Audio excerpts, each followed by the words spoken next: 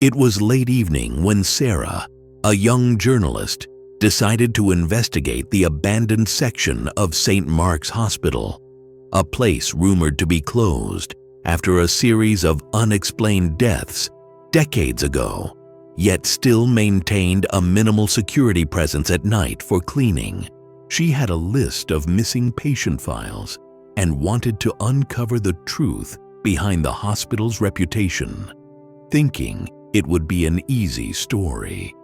But as soon as she stepped into the dimly lit corridor, her instincts screamed that something was off.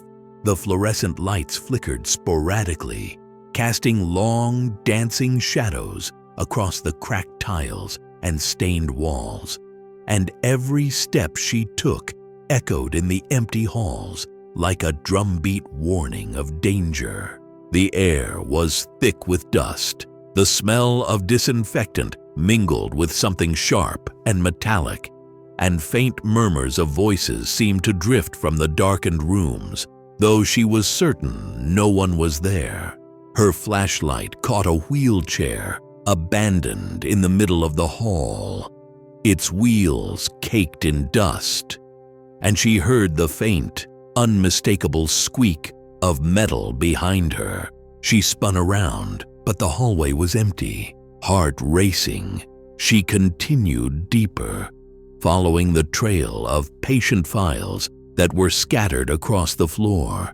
Some opened, pages yellowed and brittle, detailing treatments and names that were chilling in their normalcy. Then she heard it, the soft shuffle of footsteps above her, slow, deliberate, moving in perfect rhythm with her own.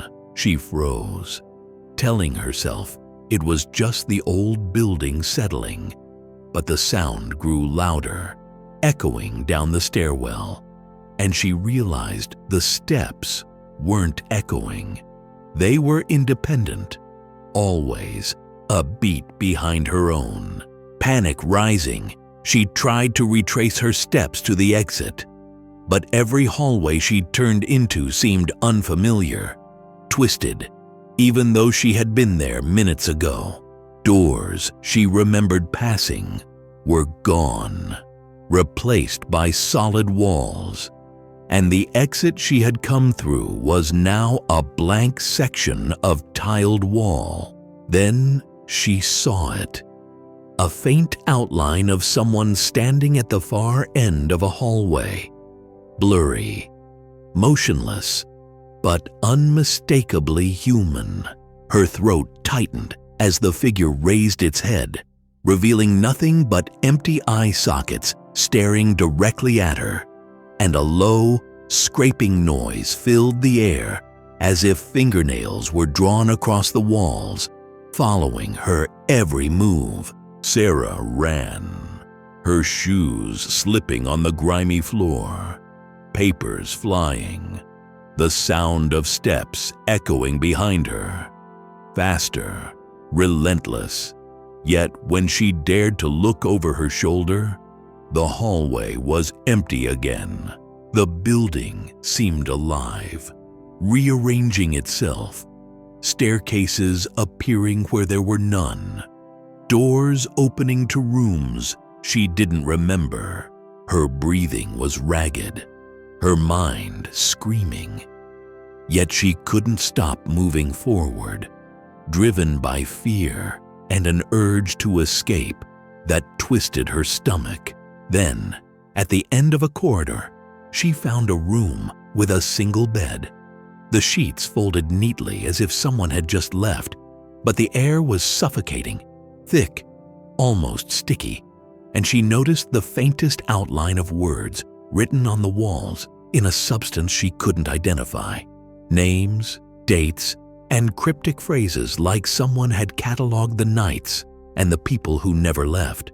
And then she saw it. A small mirror propped against the wall, reflecting not her own terrified face, but the shadow of a figure behind her. Only she could feel no one's presence. Her heart leapt. She whirled around, and there was nothing.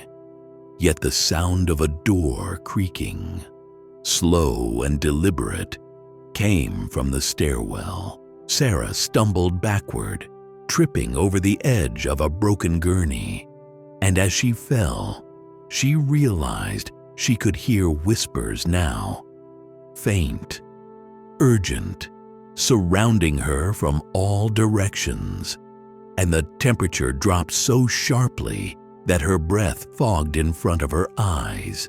Every instinct screamed to run, but every hallway now looped back on itself, and every exit seemed impossibly distant.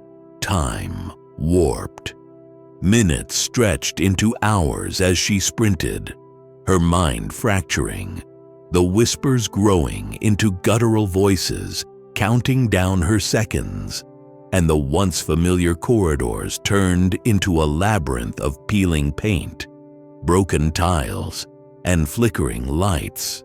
Her flashlight flickered violently, plunging her into complete darkness, and she fell to her knees, gasping, unable to tell if the sounds were in her head or the building itself, until a hand, cold, dry, unmistakably human, grabbed her ankle from the darkness, and she screamed, thrashing, pulling free, running blindly, until finally she burst out of a side door, collapsing onto the cracked pavement outside, trembling, soaked in sweat, the building looming silently behind her, as if nothing had ever happened.